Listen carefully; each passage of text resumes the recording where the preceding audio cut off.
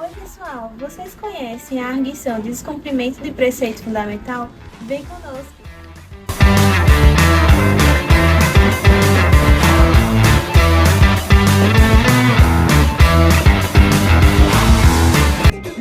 Em primeiro lugar, a ADPF é utilizada para evitar lesões cometidas pelos órgãos públicos em relação a preceitos fundamentais.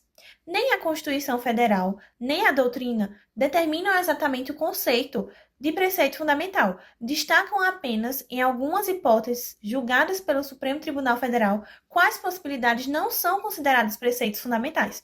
Além disso, vale ressaltar que a ADPF apenas é julgada perante o Supremo Tribunal Federal. A ação de descumprimento contra preceito fundamental foi estabelecida pela Constituição Cidadã de 1988, por meio do artigo 102, no seu parágrafo 1º. Além disso, devemos lembrar que a ADPF é uma norma de eficácia limitada, ou seja, isso significa dizer que para que ela seja apreciada perante o STF, é necessário em que exista uma lei regulamentando o seu procedimento. Dessa forma, essa legislação só foi instituída 11 anos depois da criação da ADPF, por meio da Lei 9.882 do ano de 1999.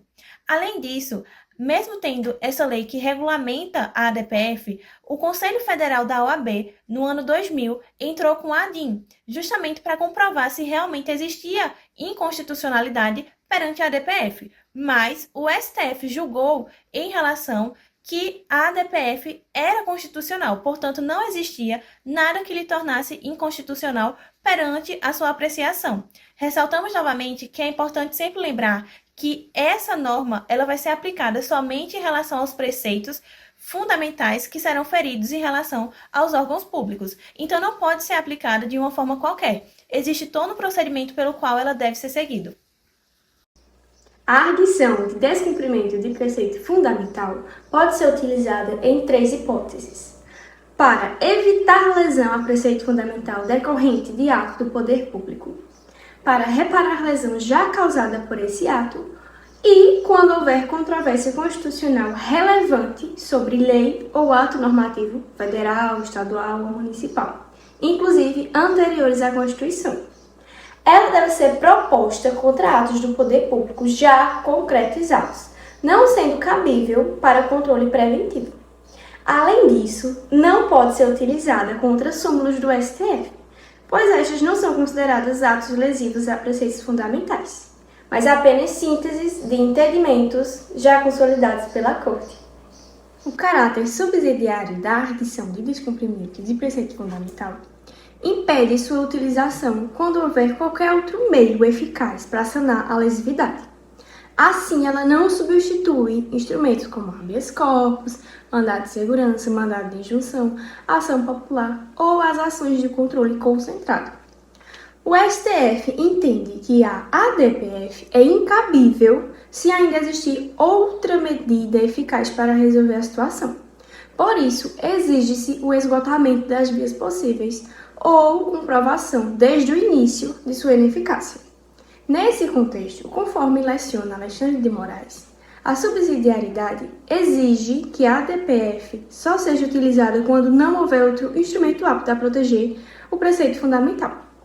Inclusive, o STF já admitiu, em algumas situações, a receber a ADPF como ação direta de inconstitucionalidade, quando presentes os requisitos.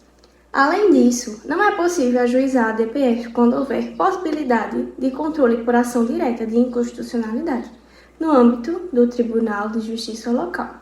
Justamente porque já existe meio eficaz para sanar a lesão.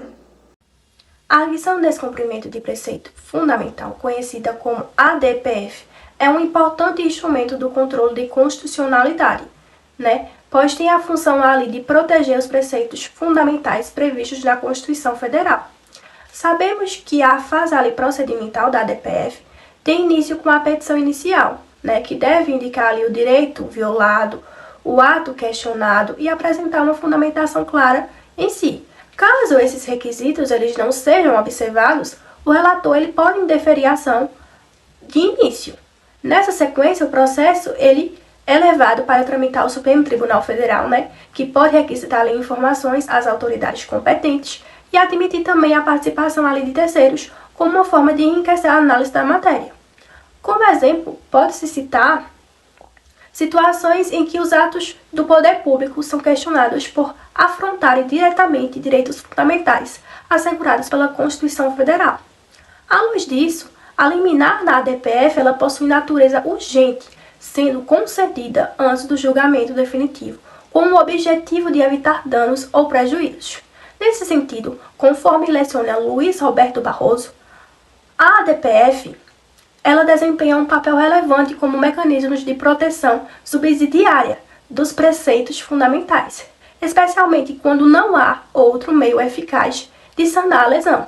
Assim, a medida liminar pode suspender processos ou decisões judiciais, prevenindo conflitos e garantindo maior estabilidade. Nesse contexto, quando há diversos casos tratando do mesmo tema, é possível ver a suspensão dessas demandas até a decisão final do STF.